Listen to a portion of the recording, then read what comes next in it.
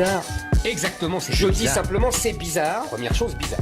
Deuxième chose, bizarre. Je trouve ça pour le moins bizarre.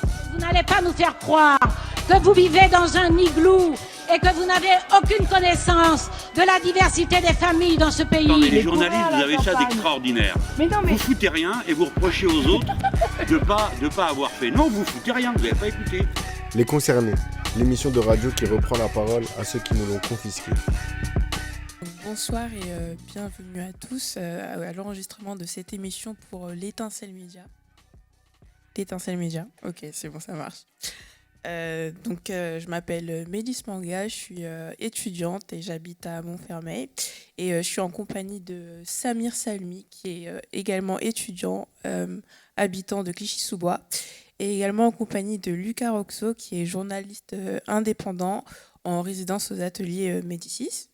Et ce soir, nous accueillons Samuel Légitimus. Bonsoir. Bonsoir. Donc, bienvenue aux ateliers Médicis. Avec vous, on va décortiquer en détail le documentaire auquel on vient d'assister. Donc, I Am Not Your Negro, qui a été réalisé par Raoul Peck et est sorti en salle en 2016. Et donc, sachez qu'à la fin de la discussion, vous pourrez réagir, poser vos questions.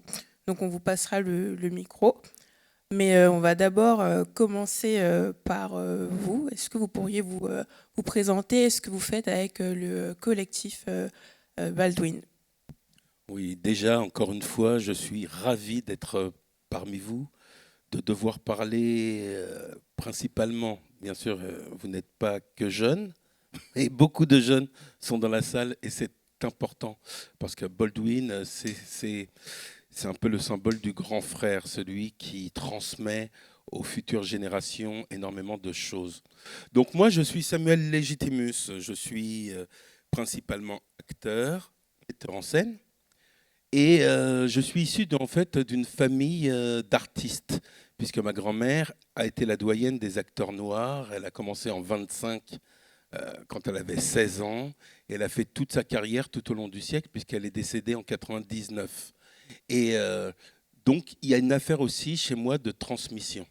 C'est important parce que je pense que quand j'ai rencontré Baldwin en 93, je sortais d'une grande école, l'école de Jérôme Savary, un grand metteur en scène qui avait dirigé l'école de Chaillot. Et j'étais de la première promotion. Et j'étais le seul noir de ma promotion. Et donc, quand je suis sorti au bout de 2 ans de cette promotion, on avait travaillé sur l'identité, on avait travaillé sur les grands auteurs, Shakespeare, Molière, Racine, etc.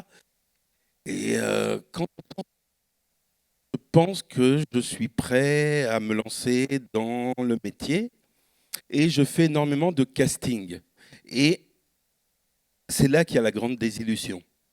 Parce que dans le casting, ils vous appellent parce qu'ils recherchent des acteurs de 25 ans. Vous répondez au casting et ils se demandent ce que vous faites là. Ils disent « mais on n'a pas demandé d'acteur noir ». Moi j'ai dit « mais vous avez demandé un acteur de 25 ans ». Ils disent « mais on n'a pas spécifié noir ». Ou alors quand ils spécifiaient des acteurs noirs, c'était toujours pour leur donner un rôle de noir. Prendre un accent, par exemple. Pour prendre un accent, et un accent improbable qui n'existera jamais. Un accent où on roule les R. Moi, je leur demandais, mais d'où un noir d'où?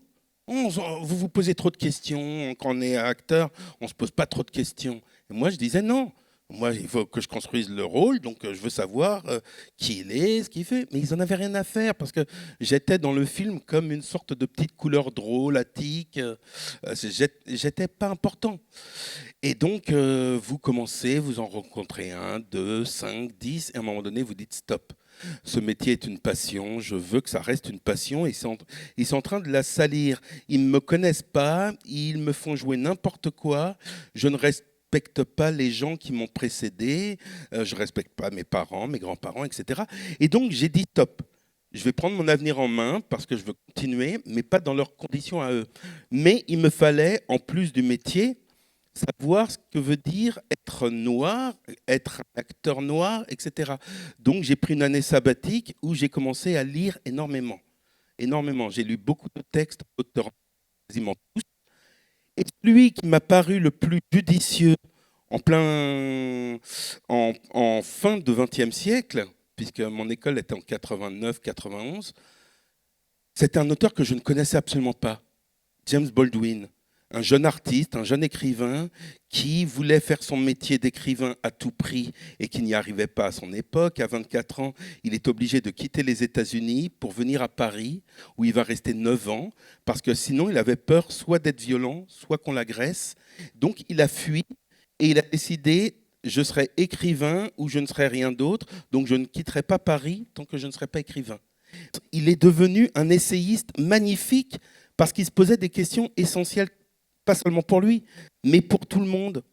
Et à partir de là, au bout de 9 ans, il a écrit quelques œuvres principales ici. Et quand il a vu, comme vous le voyez dans le film, cette photo de cette jeune fille en 57 qui allait rentrer dans une école intégrée et avec la foule qui lui crache dessus, etc., il a eu honte d'être à Paris, protégé, alors que le combat commençait aux États-Unis réellement. Puisque quand lui, il est parti en 1948, il n'y avait pas de combat. Mais quelques années plus tard, le combat des droits civiques naissait. Il y avait le jeune pasteur Martin Luther King qui arrivait. Et donc, il s'est dit, il faut que j'aille là-bas et que je leur propose mon aide. Et donc, il est retourné aux États-Unis. Et là, il a explosé. Et comment la rencontre, vous aviez 24 ans à l'époque, comment la rencontre avec James Baldwin et son parcours, du coup, donne naissance au collectif James Baldwin et aux activités que vous faites encore aujourd'hui? Je me suis posé la question, quand j'ai rencontré cet auteur, mais qui est ce génie? Qui est cet homme qui se pose des interrogations que moi-même, jeune artiste, je me pose?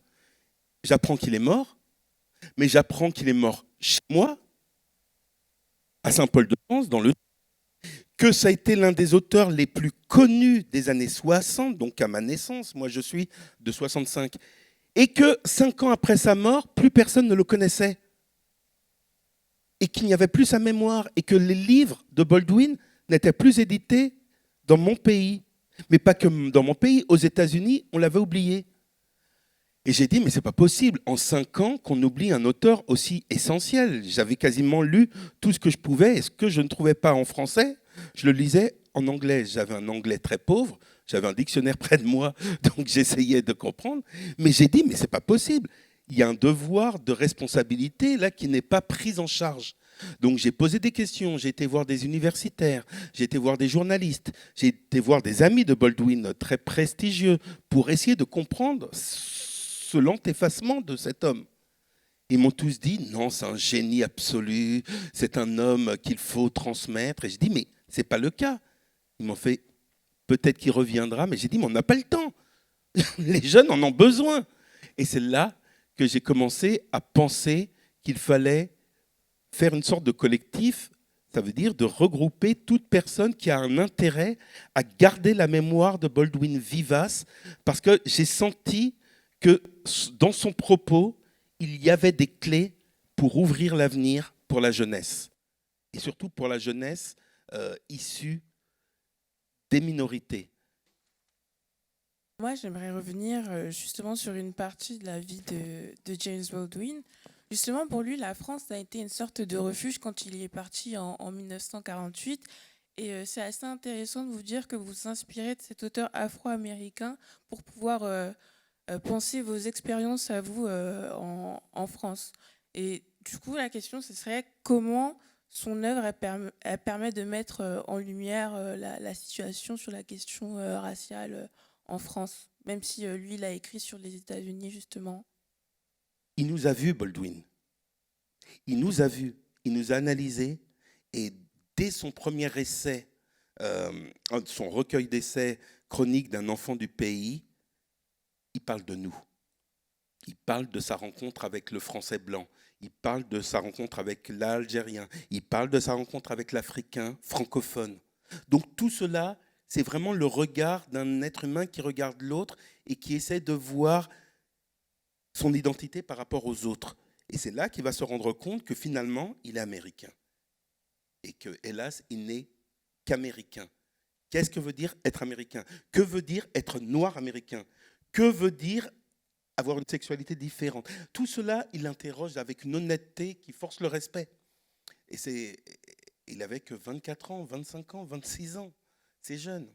Donc voilà, quand vous lisez Baldwin, ne vous dites pas c'est un Américain, ça ne nous concerne pas. C'est un homme qui interroge l'Occident, la place de lui et de sa famille, et puis des autres, en Occident. Et l'Occident, c'est quand même de là que vient le mal. Ce n'est pas des États-Unis. Les États-Unis c'est l'enfant de l'Europe. J'ai envie d'évoquer le mouvement Black Lives Matter, parce que du coup, ça a forcément une connotation. Je pense qu'il y a un lien avec cela, parce qu'on a l'impression que dès que quelqu'un se saisit d'une cause, il y a toujours un effet de mode. Il y a toujours un effet de groupe, mais une fois que cet effet se dissout peu à peu, soit cette cause est récupérée à des fins financières ou à d'autres fins, en tout cas, qui ne servent pas la cause. Et moi, je voulais savoir, du coup, déjà, si ce mouvement-là peut être une suite, toute proportion gardée, à la philosophie de Baldwin, et ensuite, justement, ce lien entre la récupération des causes, etc. Voilà, Oui. je vous laisse répondre. C'est marrant que tu parles de Black Lives Matter parce que c'est les premiers qui ont pris Baldwin comme mentor. Dès le début, c'est eux qui, sur le net, n'ont pas arrêté de citer Baldwin dans leurs manifestations, de mettre des phrases de Baldwin. Et Baldwin, il est devenu quasiment le saint patron de Black Lives Matter. Mais Black Lives Matter est un mouvement éminemment important. Il est né sous la période Obama. C'est un paradoxe. Pourquoi ?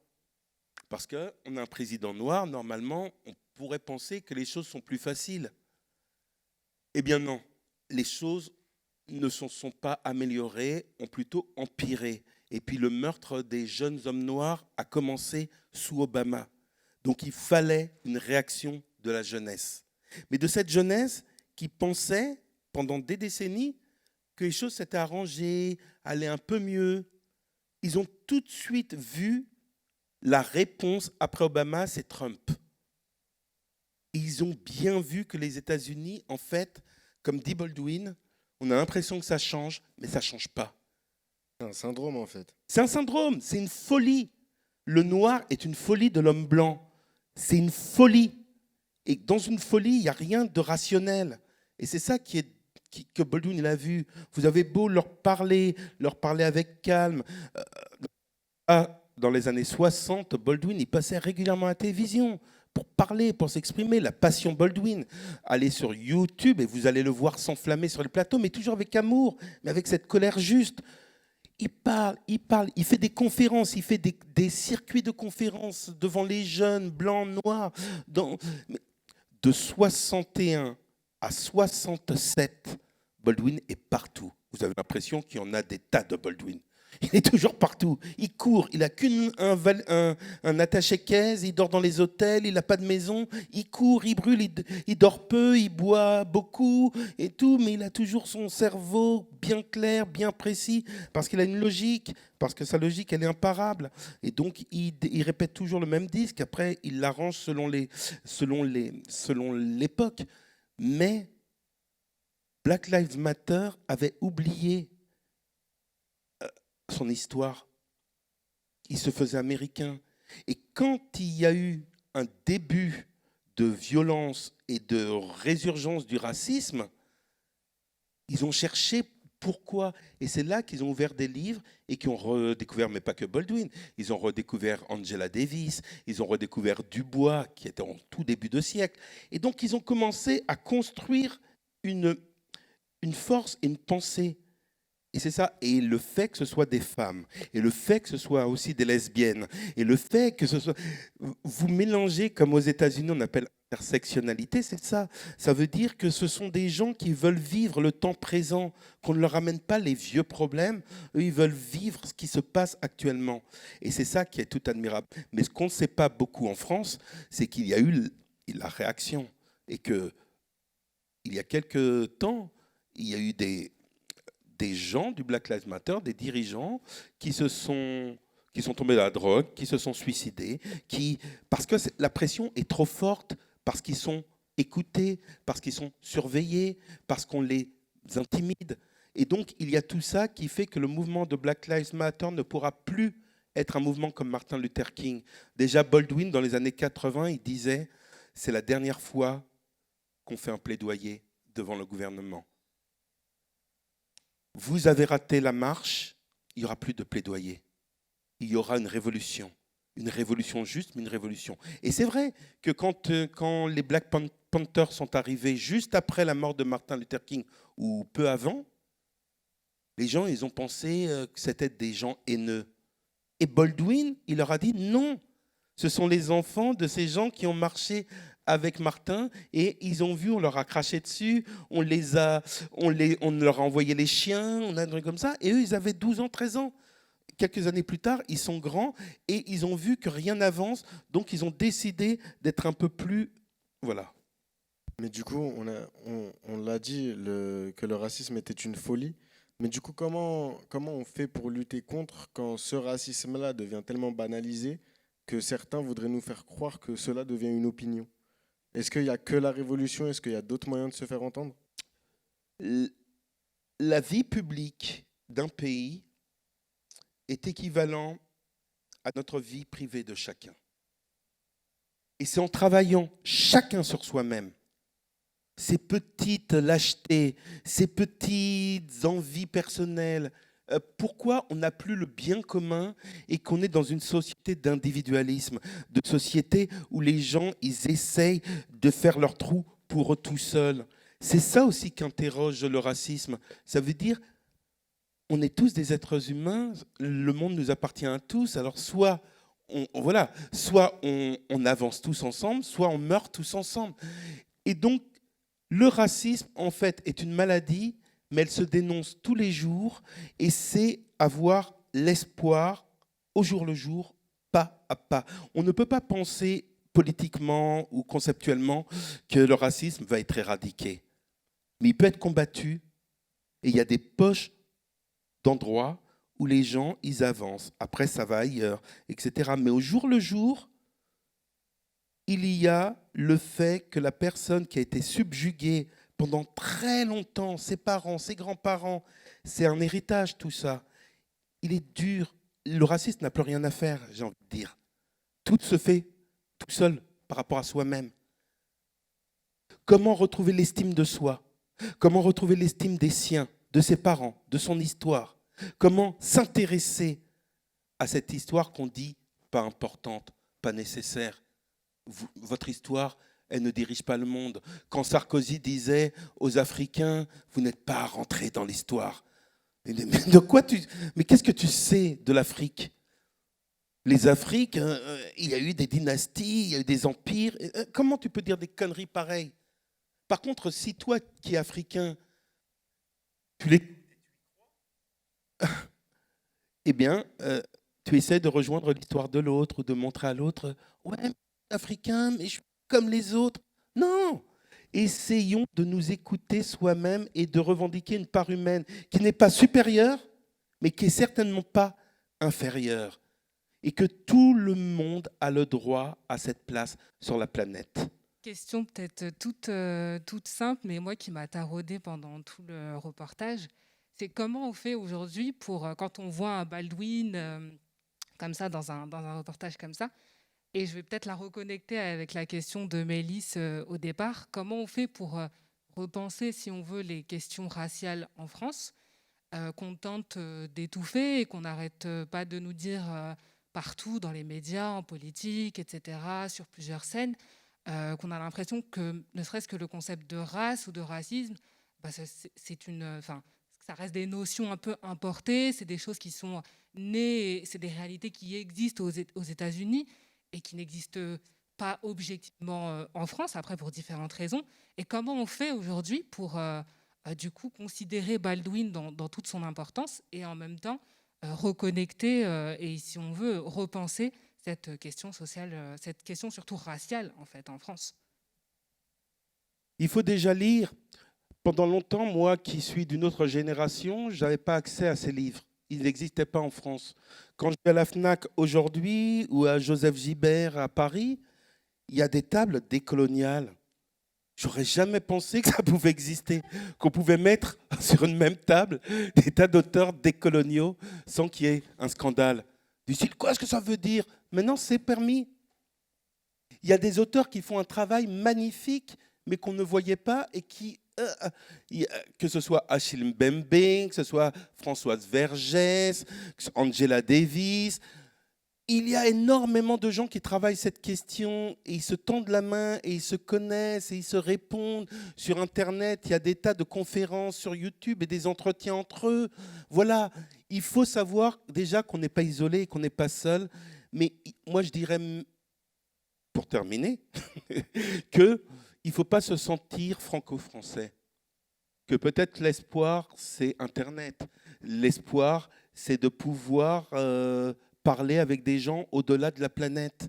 Et ça, c'est important. Parce qu'encore une fois, dans l'intimidation, on va vous dire « Oui, mais de quoi tu te mêles ?» Pendant des années, on m'a dit ça. Samuel Baldwin, il est américain. Il n'est pas français. Et aujourd'hui, les premiers qui me disaient ça, c'est les premiers à écrire sur Baldwin en disant « Il faut le lire absolument, il est vital. » Voilà, c'est une intimidation. Moi, au fond de moi, j'ai l'intuition que Baldwin me touche. S'il me touche, ce n'est pas moi qui l'ai inventé. Il faut quand même ouvrir son esprit pour ne pas être bloqué par les frontières. Les frontières, et la frontière aussi de la langue.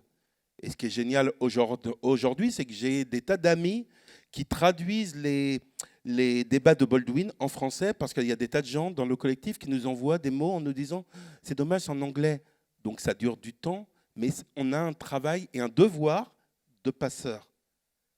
Mais vous avez aussi un devoir de passeur auprès de vos amis, auprès de vos frères cadets. Il y a un devoir de passeur. Et c'est en cela que je réponds finalement à ta question. Soyons tous liés. Ça veut dire que si tu as un problème, tu dois appeler une personne qui pourra t'aider à aller plus loin ou à respirer dans des temps de doute, mais ne jamais rester seul. Parce que cet acte-là est tellement toxique que beaucoup de gens ont perdu la vie, sans raison, simplement parce qu'ils ne pouvaient plus respirer, parce que c'était insupportable. Mais aujourd'hui, il y a les choses qui se règlent. Ça veut dire qu'il y a des policiers qui vont en prison quand même, aujourd'hui. Simplement, la loi, après George Floyd, qui devait être votée, on l'attend toujours. Mais il y a des gens qui ne sont pas dupes. Et on a des alliés dans les universités. C'est bien pour ça qu'aujourd'hui, on attaque les universités. C'est parce qu'on a l'impression qu'il y a la révolution qui se prépare dans les universités. Mais c'est vrai. C'est vrai, mais ça a toujours été le cas. Une université est là pour justement avoir cette richesse de pensée. Alors on va dire, oui, mais il y a les études décoloniales et puis les décoloniaux qui essayent. Non. Soyons simplement sûrs que le monde n'est pas, que l'on souhaite tous est loin d'être né. Mais il faut l'espoir. Il faut l'espoir au jour le jour. Peut-être que de mon vivant, je ne le verrai pas, mais j'y crois. Et donc, c'est sur cette note positive que nous terminons cette discussion sur le documentaire I Am Not Your Negro, réalisé par le réalisateur Raoul Peck. Et si cette émission vous a plu, retrouvez-nous sur le site de l'Étincelle Média. Voilà. Juste un truc, dire que si vous voulez lire du Baldwin, commencez par La prochaine fois le feu. C'est un tout petit livre. Ça a été son triomphe absolu en 1963, l'année de la marche sur Washington. The Fire Next Time, tout petit livre sorti en poche qui va vous donner envie de lire tout le reste. On prend le conseil en tout cas. Merci beaucoup. C'est pour ça que notre média s'appelle l'Étincelle. Parce que la prochaine fois, le feu. Absolument. Bien joué. Bravo.